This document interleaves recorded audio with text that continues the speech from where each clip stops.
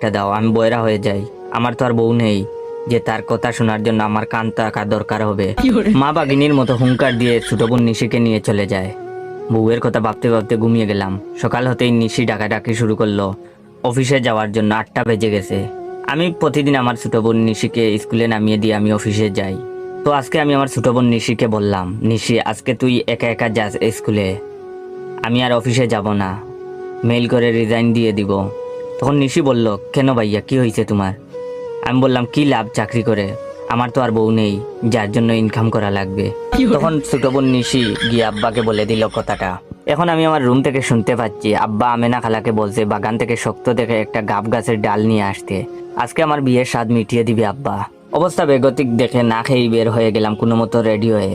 অফিসে ঢুকতেই সুন্দরী রিসেপশনিস্ট মিস রূপা বলল, কি ব্যাপার জয় সাহেব, আপনি আজকে স্যান্ডেল পরে অফিসে এলেন যে, আবার উল্টো শার্ট পরা। তাকিয়ে দেখি সত্যি সত্যি আমি টয়লেটের জুতা পায়ে দিয়ে চলে এসেছি। রাতে যে শার্টটা খুলে রেখেছি উল্টো হয়েছিল সেটা সেভাবেই গায়ে দিয়ে চলে এসেছি। তখন আমি মিস রূপার দিকে তাকিয়ে তাকিয়ে দীর্ঘশ্বাস ফেলে বললাম, কি করার, আমার তো বউ নেই যে এসব ছোটখাটো খুঁটিনাটি বিষয় মনে করিয়ে দিবে। ডেস্কে গিয়ে বসতেই রজব মিয়া এলো চা নাকি